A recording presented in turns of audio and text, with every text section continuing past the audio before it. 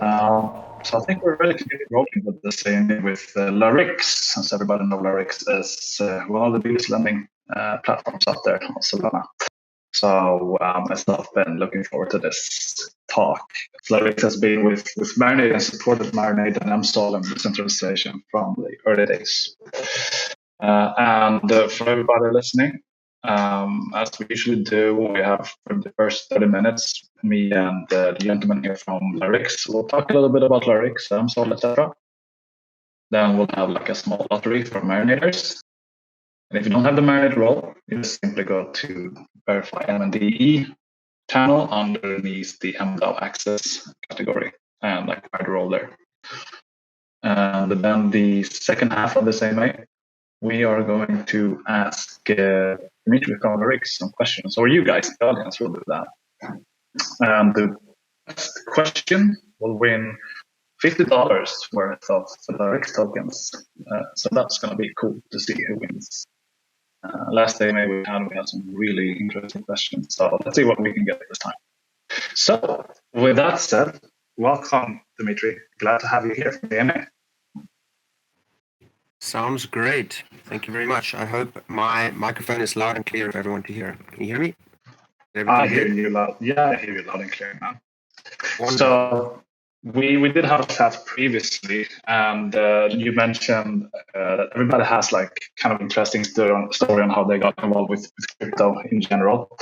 So obviously, I want to continue that on that path a little bit. And so, like, how did you get involved with crypto yourself? I will try to remember. From an economics background, and back in, I think it was end of 2015,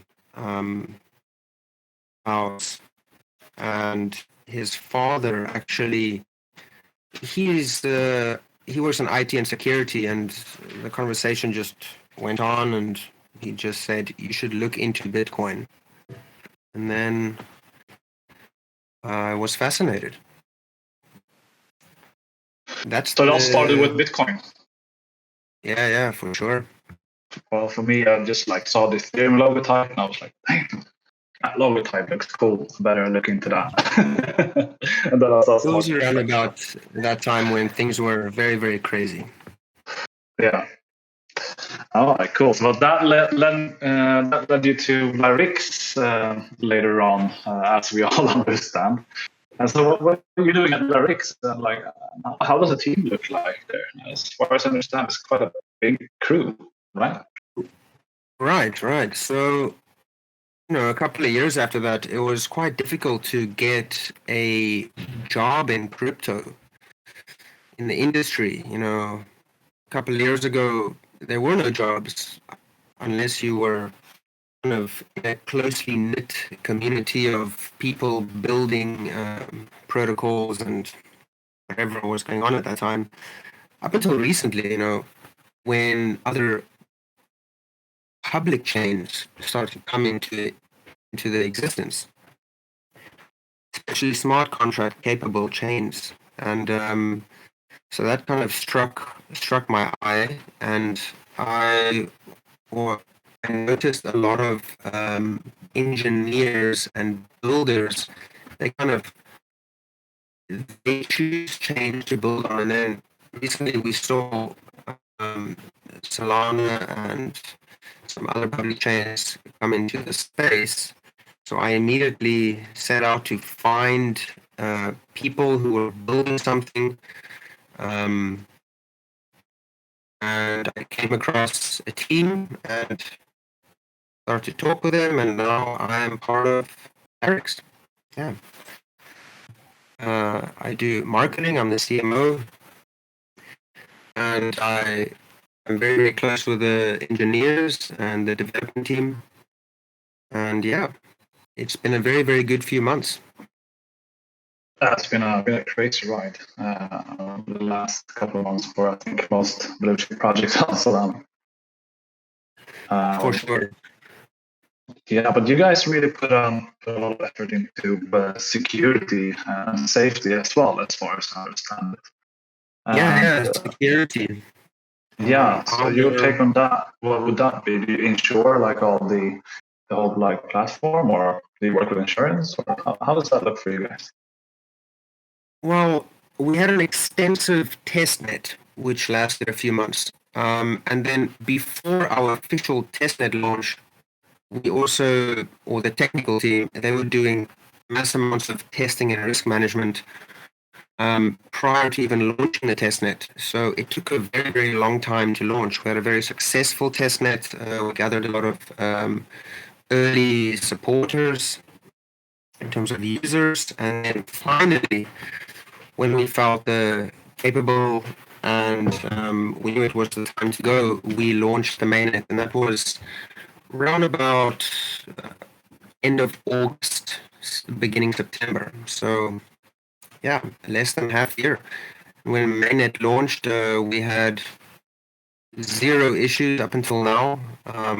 Yeah, and that is what the technical team here at Larix emphasizes the most is security and safety of user assets. Yeah. Well, did you guys do any audits? Yeah, for sure. We got an audit done prior to our mainnet launch by Slowmist. That's the company. Slowest. All right. Cool. Slow and steady.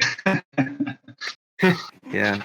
All right, nice. Well, it's really important with putting a lot of focus on safety, and so we don't want to see a lot of was like Clean Finance and Compound, etc. on Ethereum have issues with their security on several occasions.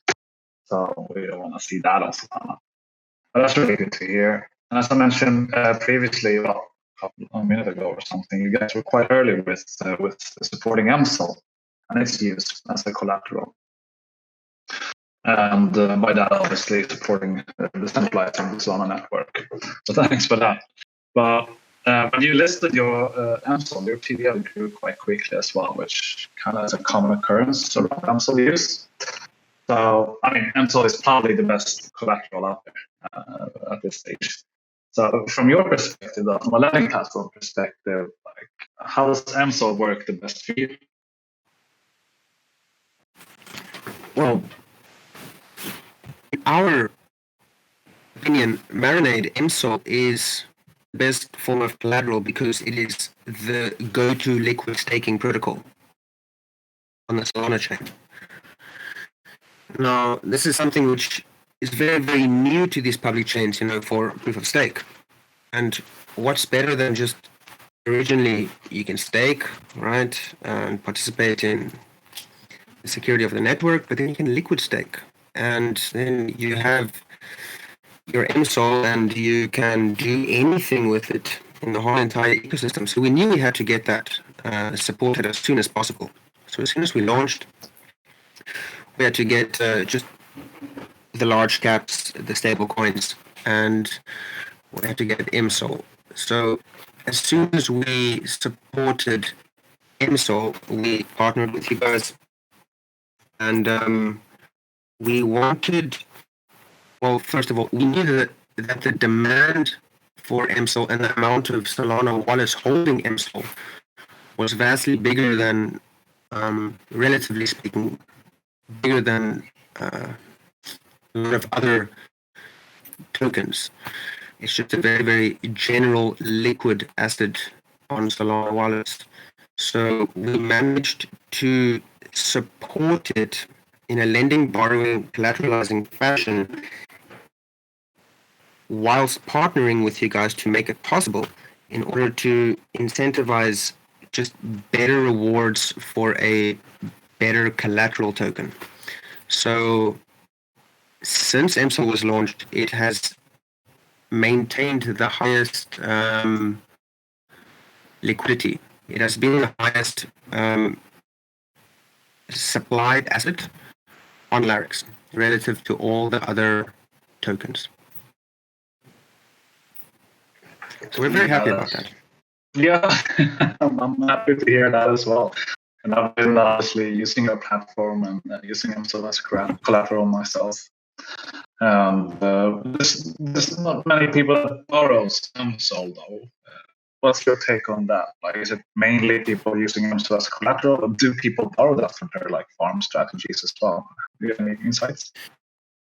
Good question. Yeah, so supplying a volatile asset to borrow against can either go two ways, right? It can either go up or down in terms of price. Now, from July last year up until December, that was essentially a very, very good time to collateralize, for example, mSOL and borrow against it. You can do whatever you want because the price was steadily following its trend trajectory upwards. But I'm guessing that, and the data shows, borrowing against volatile assets, users need to understand the risk that they are taking. And I guess that is why the amount of mSOL being borrowed is not as high. But, every week goes by, every month goes by in the Solana ecosystem, in the broader crypto ecosystem. Lending and borrowing are huge. There's a massive, massive demand for it. So we project it to go upwards and increase over time.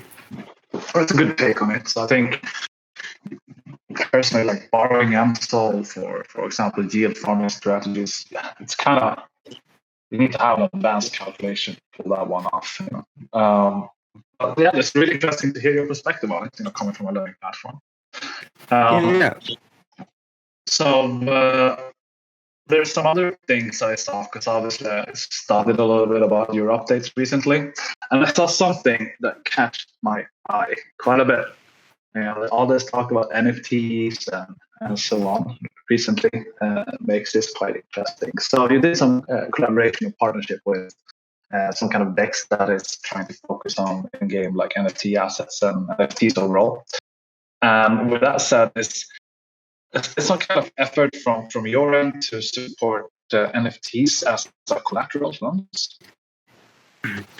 Were you referring to Soldex? I think that was it, indeed. All right. Yeah, Soldex, more specifically Soldex.ai. They're building a massively awesome, well thought out, scalable and decentralized exchange on Solana, where they're going to be having trading bot deployment where traders can create their own bots. Users can choose amongst their favorite traders, maybe that yield the best results, and which essentially will draw a lot of users to this decentralized exchange. So some users will be doing the trading themselves. Some will likely feel more comfortable following more experienced traders, and I'm pretty sure that they are going to be having some NFTs or something of the sort incorporated into their protocol as well. We partnered with them because we feel that their future looks very, very bright. And at Larix, since we are only mostly, strictly speaking, lending and borrowing, and we have isolated asset pools, we would like to support everything valuable, everything of value, which is reputable and which our analysts and risk department think that it's good for collateral purposes and it shows a promising future. So if Soldex brings an NFT out, and that goes the same for Marinade, if you guys want to launch an NFT collection, since we are partners already, we can build a model which will allow users to perhaps collateralize that, and maybe at a much lower LTV than that of mSOL. perhaps at first. Who knows? We're excited for all partnerships. So it's part of your plan to an extent to have NFTs as a collateral as you guys move forward. For sure. Yeah. That is in our initially designed roadmap, for sure. Cool. And there's other cool updates, and this particular update I'm going to mention now is one of my favorite updates, and it's using LP tokens as collateral. I think that was something that you started off 2022 with, if I'm not mistaken. It's pretty big news. So you started off with Radium, right? And you do provide mSOL pairs for this kind of LP collateral as well. And what made you guys take that route? Just interested in like the thought from your end regarding this LPs and collateral. It's nice. I like it. I'm going to use it. So what's your take on that? Why did you go that route? Yeah, good question. And now that you mention it, we did start off 2022 with LP, yeah. We launched it at the end of last year, yeah. Right, okay, so doubling up on Solana is liquid staking with Marinade, and doubling up on DeFi and providing liquidity to get your earnings and your fees is to use your LP for something, and that's what we capitalized on. So for starters, we first supported LP from Radium, and we have, let me have a look, we've got altogether eight LP pairs. Two of them are from mSOL. We have a mSOL Tether and an mSOL USDC from Circle pair. So users can go over to Radium, supply liquidity for mSOL USDC, and then they can pull that LP back into Larix and supply it. And the earnings, the APYs fluctuate between, I think the lowest is about 20%, and the highest is, yeah, the one for mSOL and USDT is the highest at 144%. And that is on your LP. And once users supply the LP from Radium on Larix, they can also collateralize it and borrow our single tokens against it. For example, they can borrow an mSOL token or a stable or something else. So I can provide liquidity to Radium to run these pairs, and I can get possible like token rewards for that, but also the trading fees for that from the LP token. And I will also be able to provide this as a collateral, get additional token rewards for that, and then as well borrow some other token and continue like creating more layers after this. Is that like a correct assumption of a basic strategy? Yes, that is the hypothetical possibility. Yes. But you are 100% correct, yes. All those are possible. Okay. It's going to be many layers on many different kind of DeFi yield farming strategies and so forth. It's going to be difficult to keep up with it. Layers. There are many layers. Yeah, indeed. Well, that's kind of how I say it, but there's probably better ways to formulate that as well. But that's really cool. But do you plan to work with other dexes regarding this? I mean, Radium is an awesome start. Everybody loves Radium. But do you have any plans for other dexes? Yes, we do have plans for other dexes. I am not 100% sure on which one next, but we will be putting out announcements about that when we feel ready and capable. Security comes first, and then the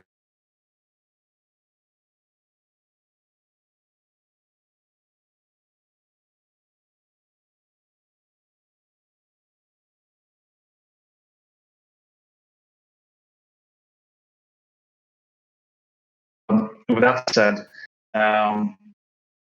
what makes you guys stand out from the crowd of not the crowd, but other lending protocols? Like there's a couple of good ones out there.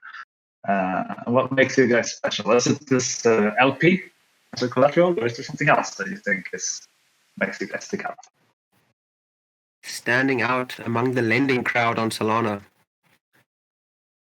What a Yeah, question. all the lending platforms. Yeah, there's plenty of lending platforms out there. Well, a couple of ones at least. Yeah, how many are there on Solana? I think about like between 5 and 10, perhaps. Yeah, something like that. Something like that. But everybody has like their take on it as well, and some different approaches and so on. Right. So for starters, at Larix, we don't have any borrowing fees. No hidden borrowing fees. Fees on borrowing are just on-chain fees, which you use SOL to pay. Second of all, we take security at our heart. We've never had an incident. We are audited. We are not into rushing things. We are not into supporting any assets which might create risks of potential flash loan attacks. We want to mitigate all risks from the ground up. Everything is SPL native, so we're keeping it on Solana. I mean, we do have a WETH supported collateral as well. But we are very, very integrated and infused in the Solana ecosystem. We have put considerable effort into getting to know many, many projects in the Solana ecosystem, such as yourselves. We have branched out in establishing liquidity mining fusion pools on Radium, Orca, Atrix. We are going to extensively grow our cooperation with Marinade as well. And we also have a liquidation model where users can assist in liquidations. Now that sounds fun and all, it is not very, very common, as users can only assist in liquidating other positions only once thresholds have reached 100%, which is very, very slim. It does not happen very often. And there's obviously our future. We are trying to create a platform using Solana and the ecosystem to keep our UI super simple and sleek and straightforward, easy to navigate, no hidden costs, and we want to take advantage and anchor ourselves around all valuable assets on Solana.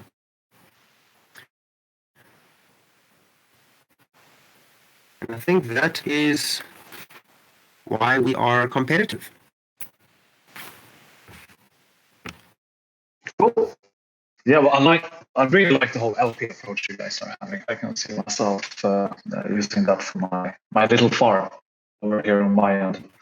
And connected to that, you have your token, and you do have a kind of liquidity mining program connected to that. And would you be able to tell us like specifically a little bit more about the utility value of the Larix token? Sure. So the Larix token up until now has been used as just an added incentive for users to interact with the protocol. The utility is coming in the future. The utility growth will stem from a DAO that we can implement. We are planning to get our engineers to build out a model that will allow users to use the Larix token in order to mint NFTs on the platform. And then we also want to build which is going to put the token into all the wallet of the users, not just to sit there, but to use on the platform. And we also want to branch out the use cases among our partners. Even further, but it takes time to build these things. Nothing happens overnight.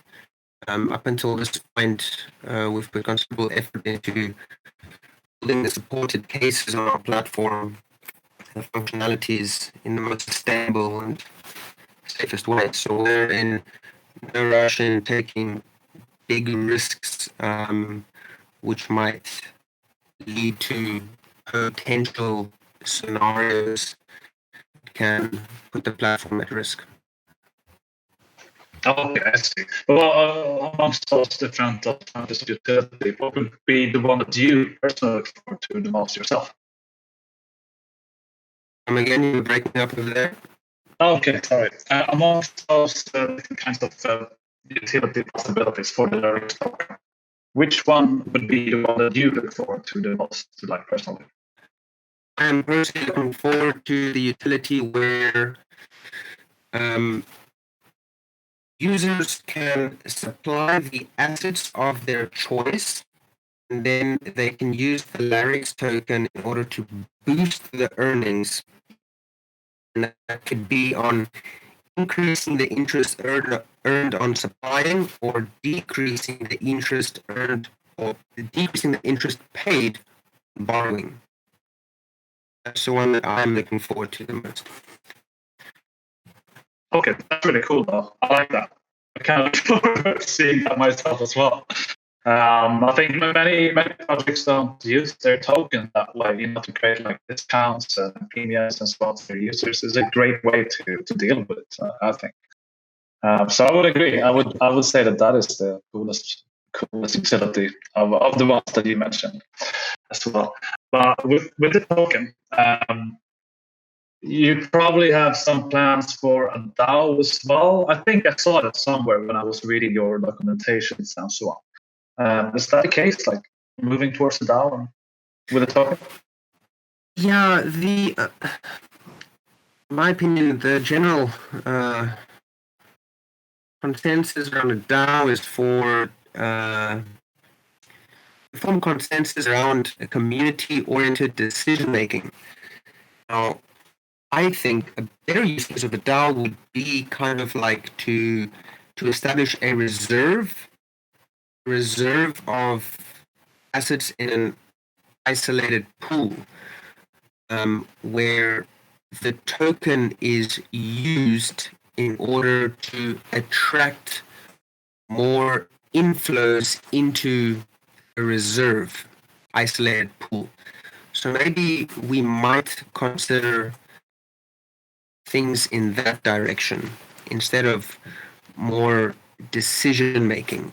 Decision making around tokenomics, buybacks and burns. Sure, those things are also possible. But let's be frank. Users, when they are using a platform, for example, lending and borrowing, they want it to work. They want it to be cheap. They want it to be useful.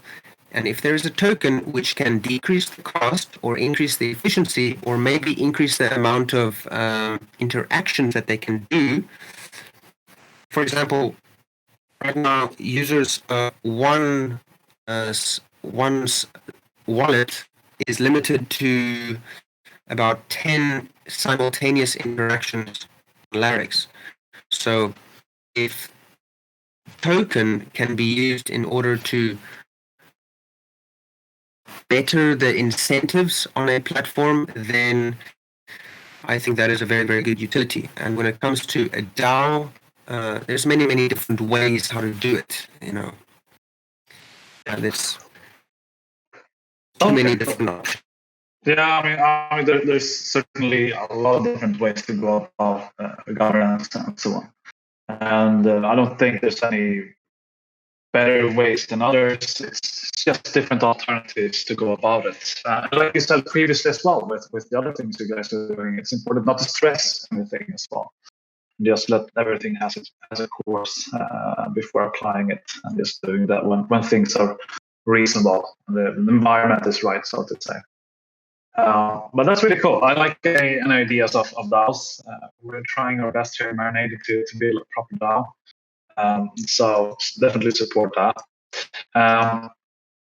And I would like to also understand, like from your perspective, when it comes to a lending platform and building it and being part of the things behind the scenes as well. What's the biggest challenges when it comes to dealing with a lending platform as a builder? So let's see. Hard to speak. Connectivity, Jiro. Like elaborate a little bit on that, on the connectivity from your point of view. What does that really mean? Yes, when UST. I love the hyper on Terra right now. I'm kind of wondering the same as well. But if I know the Larix guys right, I think they're probably working on that. Dmitri, if you can stay, I have invited you to the stage to speak. So I'm not sure if the internet would allow us to do that though. Okay, it was a bad joke, Jerome. I guess I didn't have enough coffee to really understand the joke. So. Sherry, I see your question there about NFT as collateral. We did address that earlier. I'm not sure if he said exactly when though. Okay, I'm getting an email from Dmitri that things should work. Invited you to speak now, Dmitri.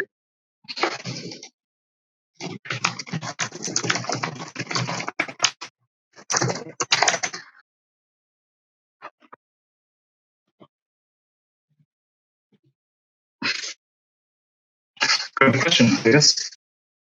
Good question. How do they maintain security? That's a good one.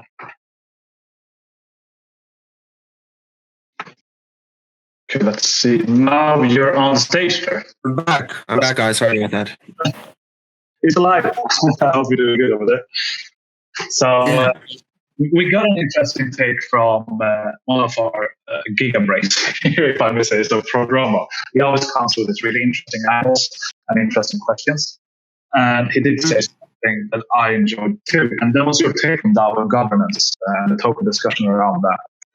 And you were sharing some interesting points when it comes to the governance. And I was thinking a little bit about like pancakes. Well, they have a different way to govern than many others. They like provide people with 3 different alternatives, and then they're kind of supporting one of their alternatives officially.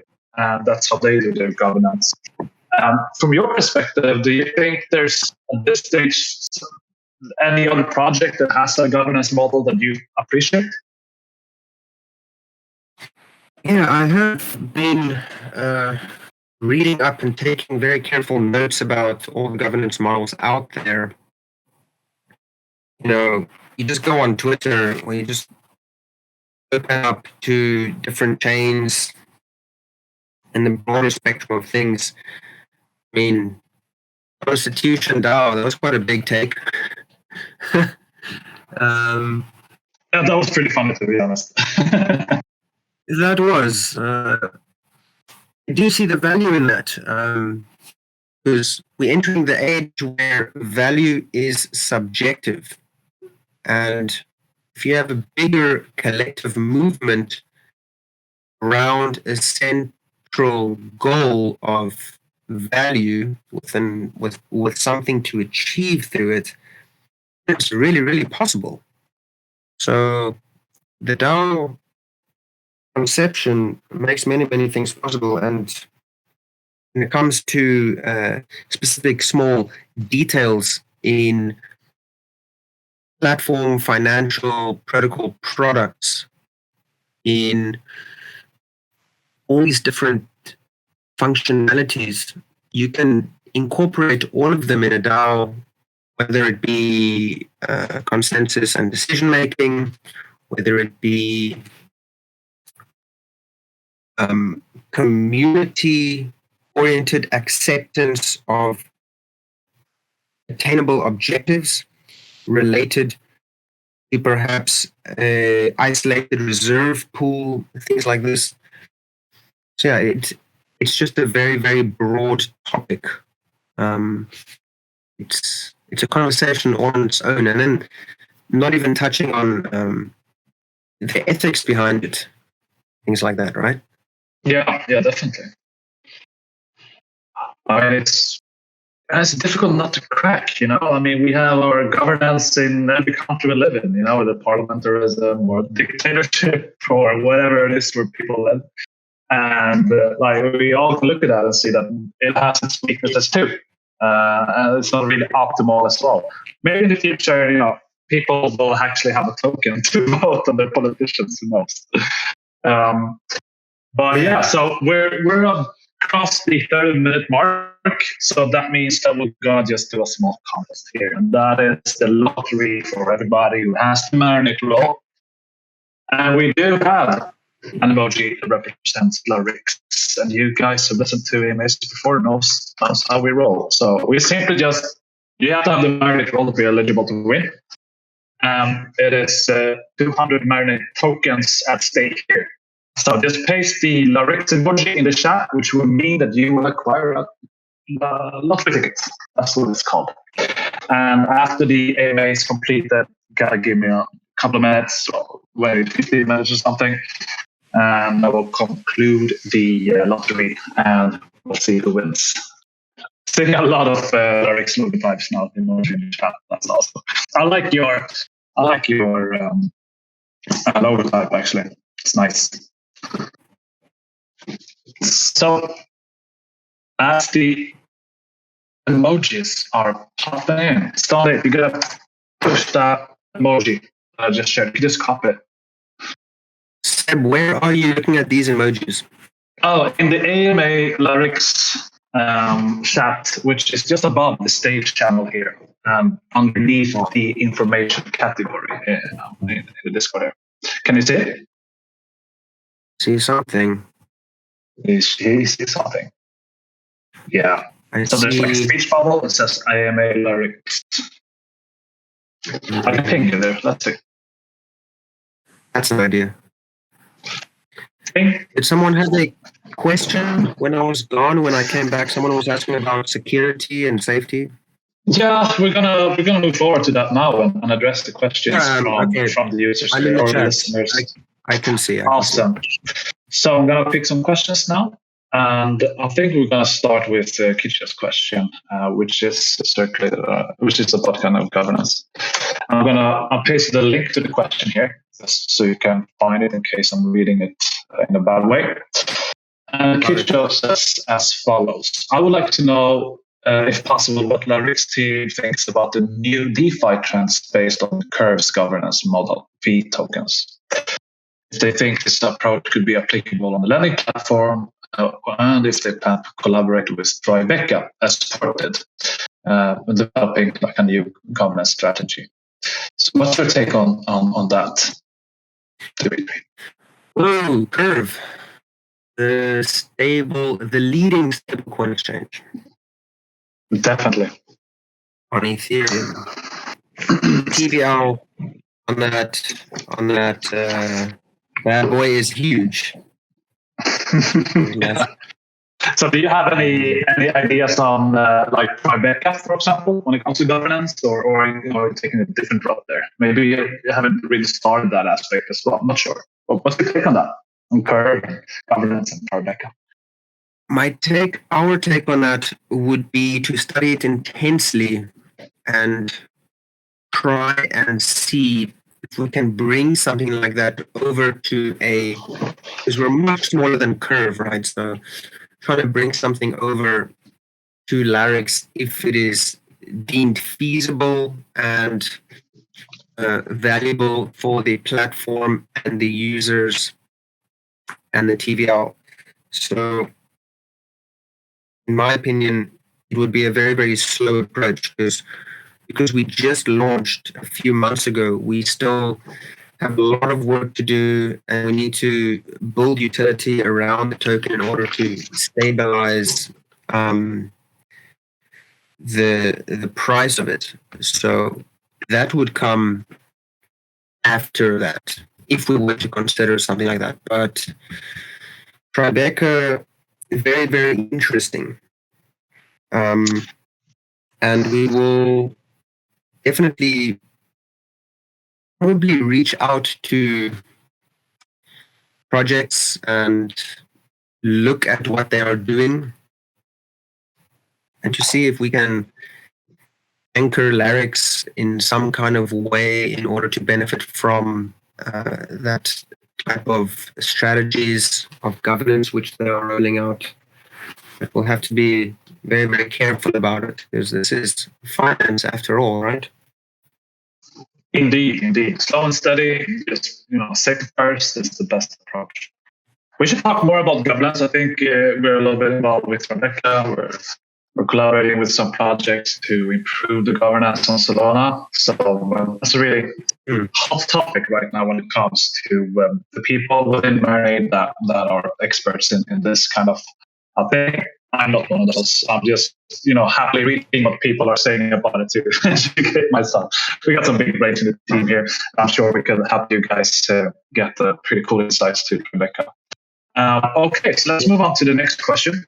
And the next question is as well as connected to the NFT discussions we had previously. And this is from Sherry, and he asks, when is it possible to use NFT as collateral? So we discussed this, but we didn't really say when. Do you have any time frames? Can we create some kind of expectations around that, or is it too soon? We can begin to create some expectations of when we will support NFT as collateral. So we first have to look at how many NFT marketplaces there are native on Solana. And we need to look at how many NFT collections has really taken traction. Then we need to look at the fundamental specifics around some NFT collections. Like if there's 200 different NFT collections, we need to kind of sort and filter through them and maybe select a number of them which we will look very much more closely into. We will communicate with project leaders. We need to evaluate all characteristics of the NFTs. So that is rarities, that is liquidity, volume, history, the amount of holders,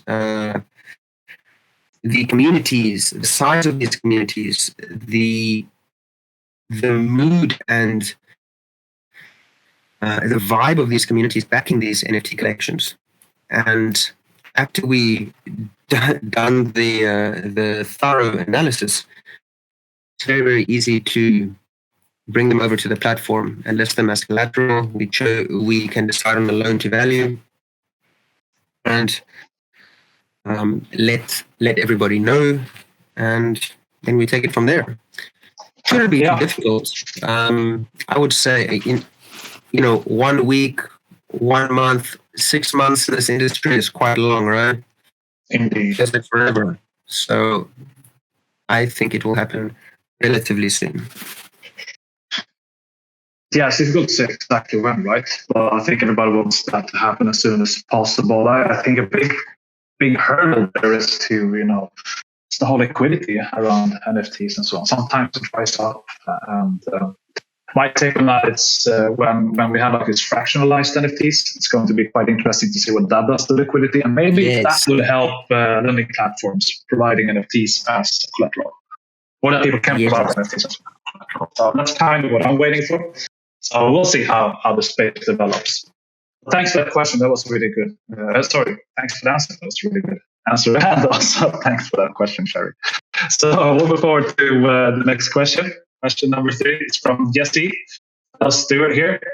And he asks a question which I find interesting because there is a hype around Terra and Luna. Wen UST.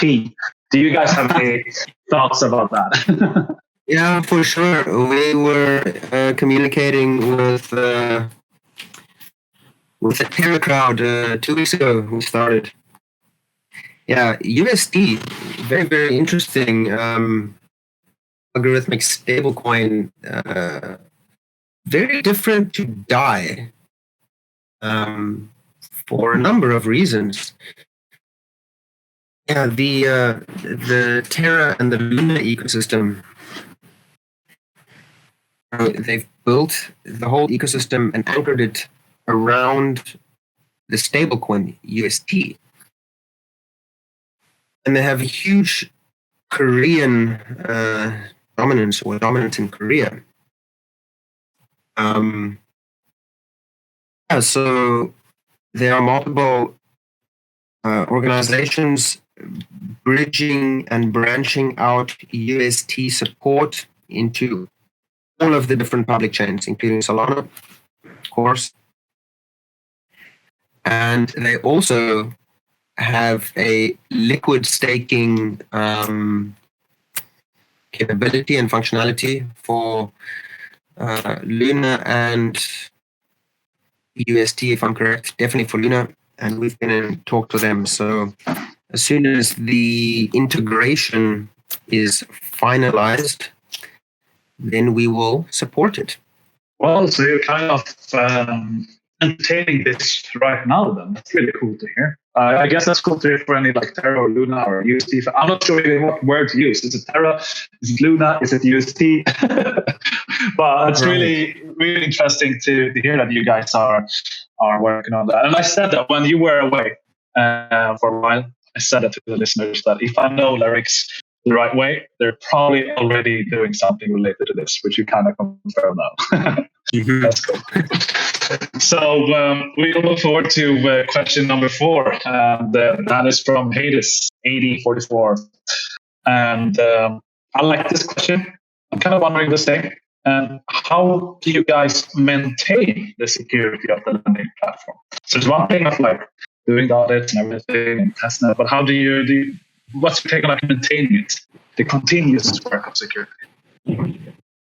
Right. You see, you support tokens which have a market cap of, let's say, 10 million US, for example, raises the risk of manipulation and radical price fluctuations. So when that kind of token is collateralized on the Larix protocol and suffers a fatal drop in price, you have to bear the liquidation loss. And that is why we only support and accept large cap assets at the moment. They're much safer to integrate and into our over collateralized liquidity pools. And so that's the initial idea, is about the carefully selected assets which we support. And then to go a step further,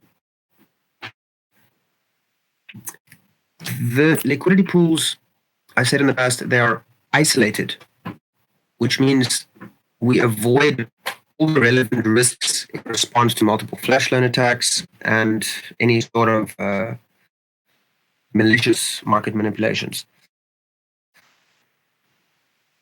Then, secondly, we also have a dynamic interest rate model which manages the liquidity to avoid some sort of bank run when depositors need to withdraw assets from the pool, for example. So the interest rate is determined by our utilization rates of the assets in the liquidity pools. And these interest rates change or get updated. What speed does Solana run at? I think it was like a second, or what are they marketing as? 0.4. Yeah, 0.4 seconds. So our interest rates update every 0.4 seconds, and the interest rate is directly determined by the demand and supply within the isolated asset pools. Thirdly, we emphasize secured collateral. Assets are supplied to the pools and additionally selected for collateral to borrow against. So I'm supplying, for example, 8 assets on Larix. It's up to me which of them I want to select as collateral. I can collateralize my SPL wormhole wrapped BTC, or I can collateralize my Solana. That's my choice, and I can borrow any other assets. So I can collateralize my volatile asset if I believe the price is going to go up and we're in bull market mode, and I can borrow my stables and I can exchange it for anything else. So the control is 100% in the user's hands. And then lastly, instant liquidation. Larix also provides an 8% liquidation bonus to liquidators to facilitate fast liquidation times. That about covers our security measures. That's pretty good take. I mean, like you say, there's this continuous work of trying to provide the right sort of products one can use on the lending platform as well to keep a safe environment. So that's pretty good that you guys do that, and don't just go nuts and list all the fucking meme coins out there. So, but okay, cool. Let's check out some other question here. And Prodromo did ask a question that I really liked, as usual, from Prodromo, because I did compliment your logotype. I like that one. Does it represent anything special, the logotype? And I'm going to paste the question link here. Sorry, 1 second. So does the logo represent anything in particular, or is it just cool? The logo.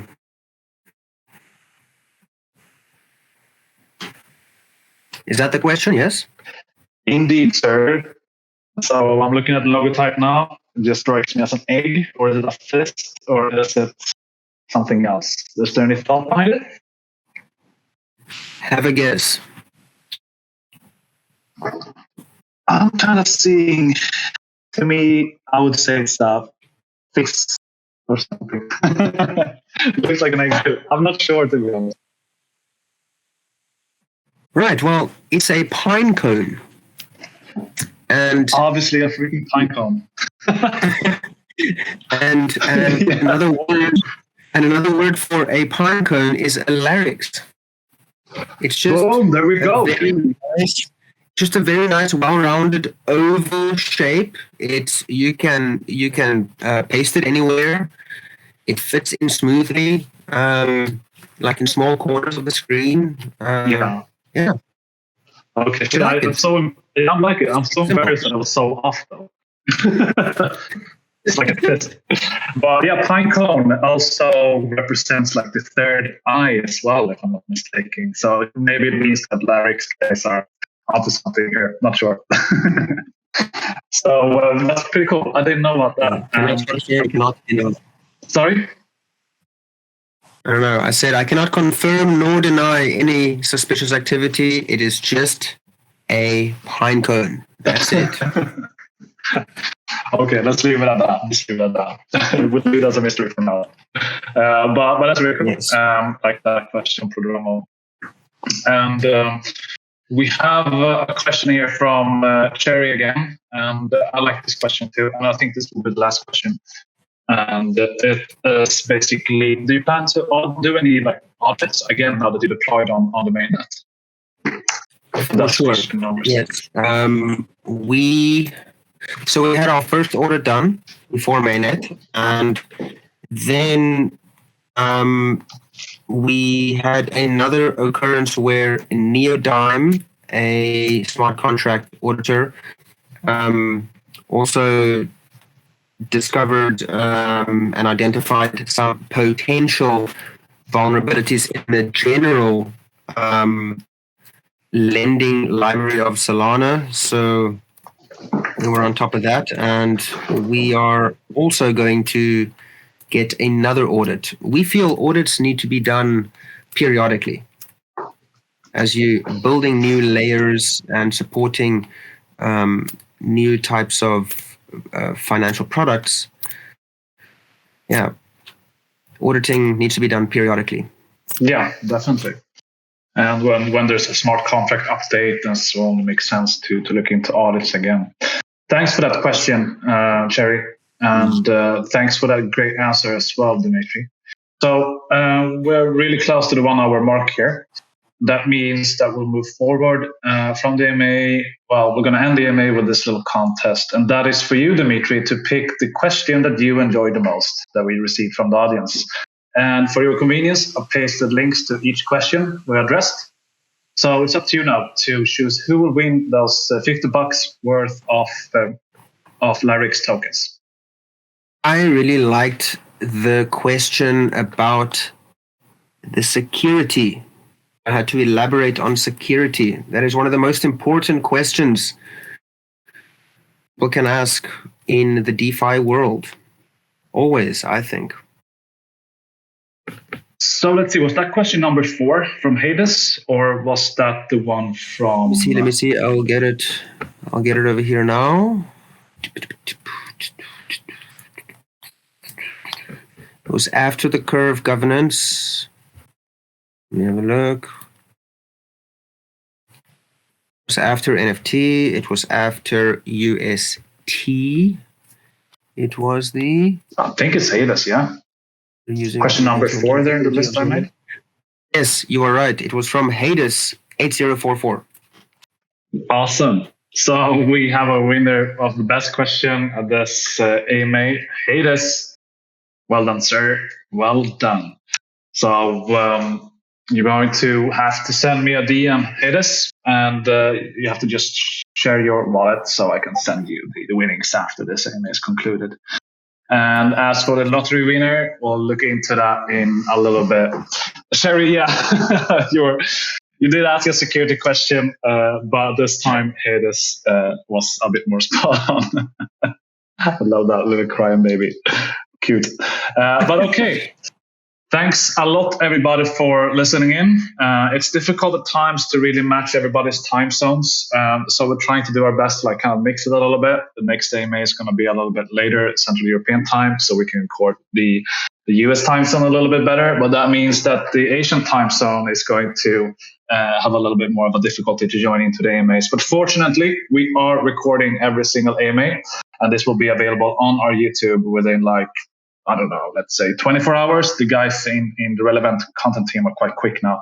Last time I said 48 hours, it was up within 12 hours. So anyway, Dmitri from Larix, thanks a lot for sharing your insights of how it is to run the lending platform and also the future of Larix and all the things you guys are working on. I'm really looking forward to get involved with your LPs, the LP collateral thing you guys have now. That's super interesting to me.